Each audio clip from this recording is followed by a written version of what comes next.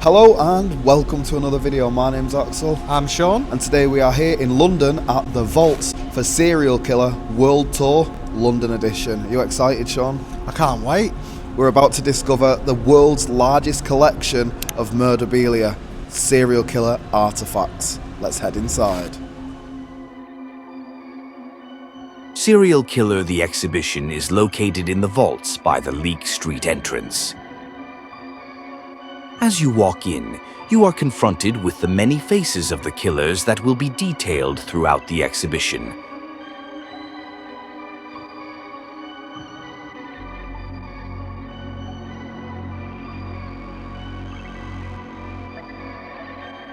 Alongside reading material around what would motivate such acts. The first room thrusts you straight into the horrific time of Jack the Ripper, with a reconstruction of the murder of Mary Jane Kelly. This room detailed the victims and the mysteries behind the killer never being truly identified. Each exhibition has information around the killer, including convictions, the amount of victims, methods of the killings, when they were active, the country in which they were active in, and the date of capture, alongside photos of the victims. This particular room had a drawing by Joseph Paul Franklin, belongings of Peter Sutcliffe.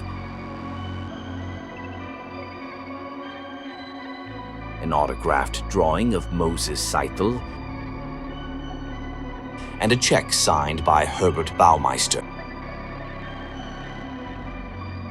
We moved on to a room dedicated to the soap maker of Correggio, where we were astonished to have never heard of the Italian killer that killed 3 women between 1939 and 1940 and turned their bodies into soap and tea cakes.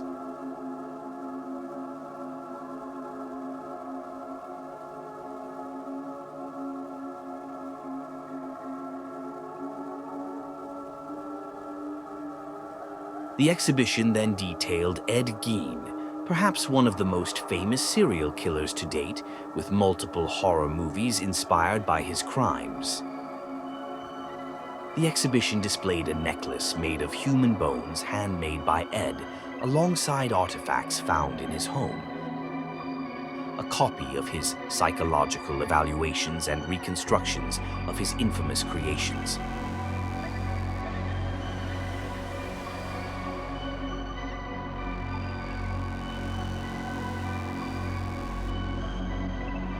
The next room held artifacts from serial killers across the globe that have high victim counts, from the Son of Sam to the Terminator, with 52 victims in total.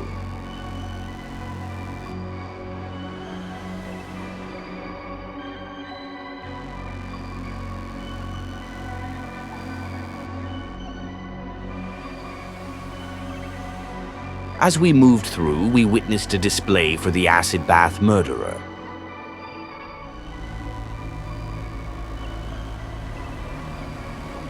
And Carl Denk, who would cook and serve the corpses of his victims to the local police before being arrested.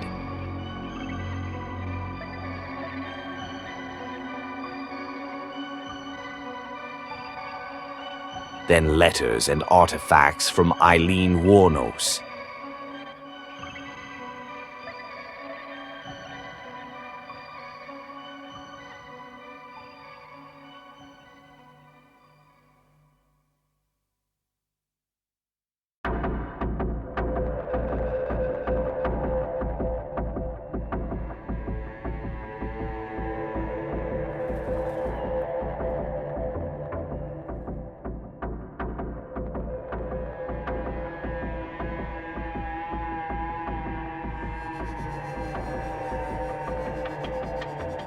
The next display exhibited the brutality of the Kansas City butcher, with blades taken directly from his home, beside details surrounding his life and mind.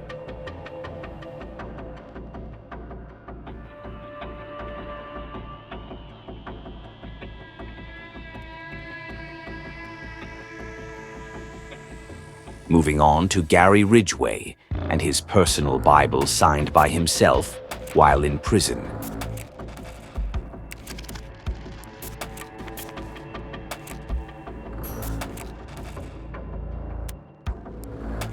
then a ring help by the cop killer.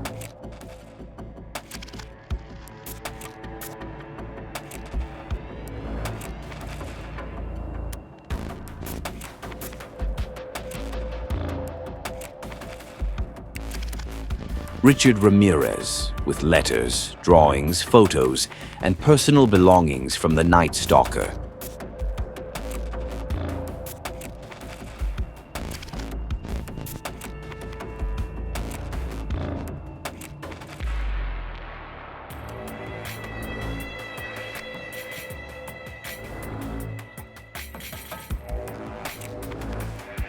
Ted Bundy.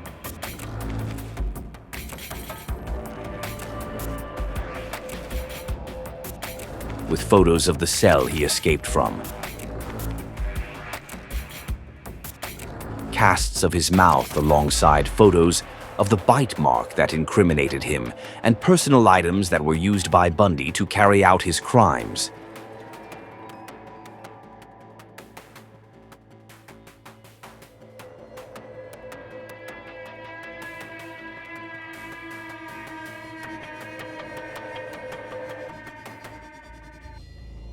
A selection of BTK's personal items,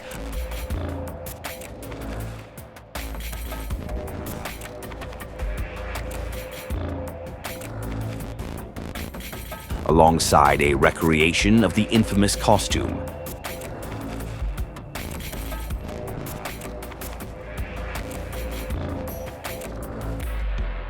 And Edmund Kemper, with a book signed by him and a ring owned by the co-ed killer.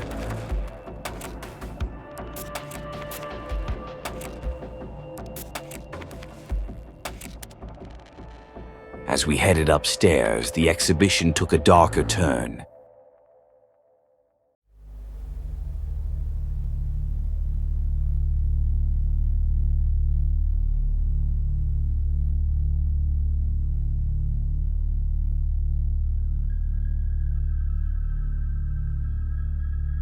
John Wayne Gacy. A recreation of his kitchen where he stored bodies under the floorboards.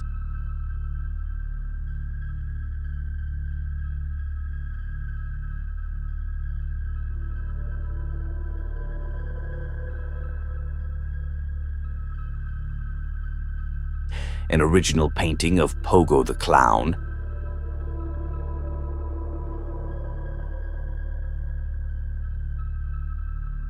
And an original business card for Gacy's construction business.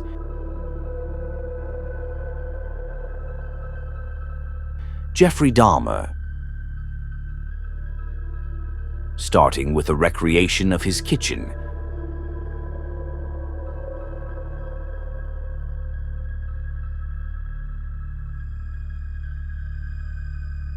His personal Bible.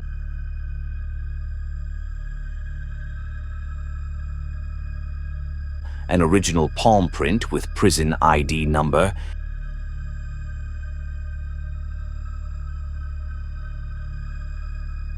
And the original, now infamous glasses worn by Dahmer.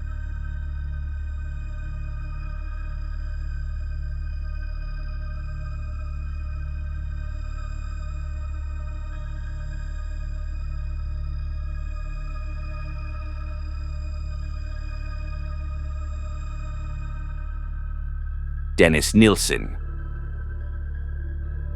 A pot and spoon used by the Muswell Hill murderer whilst in prison. His personal typewriter.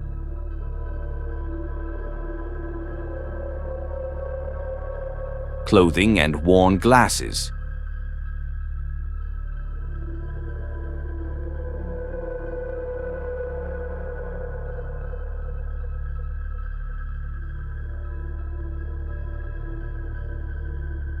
Letters and items owned by Fred and Rose West, including wallpaper from the House of Horrors.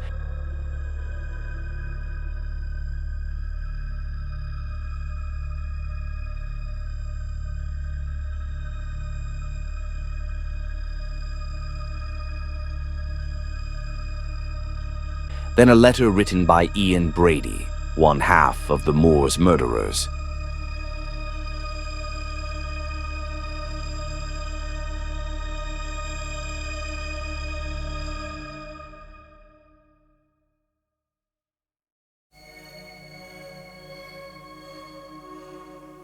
The final part of the exhibition showcased Nico Klaus with the device that the vampire of Paris used to contact his victim. A necklace made of human bones, and paintings with his own blood. Anatoly Moskvin, a Russian historian who was arrested in 2011 after the mummified bodies of 26 girls and women between the ages of 3 and 29 were discovered in his apartment. Original freezers used by Armin Meiwes to store his victims' bodies.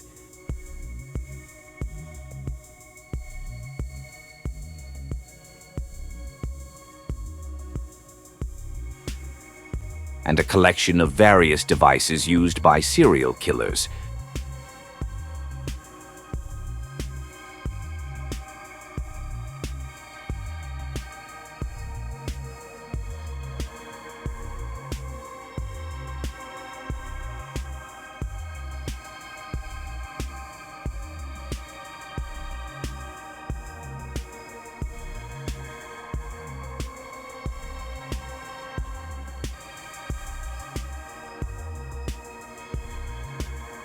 Before exhibitions on the psychology of killers,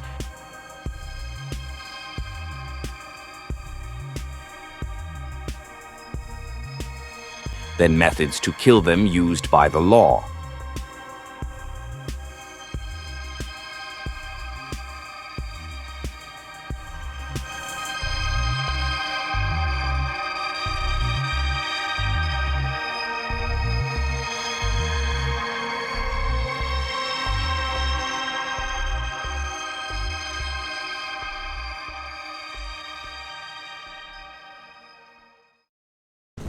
Alright, we've just come out of the Serial Killer World Tour exhibition here in London at the Vaults, where we discovered the largest collection of serial killer artifacts, original artifacts at that as well.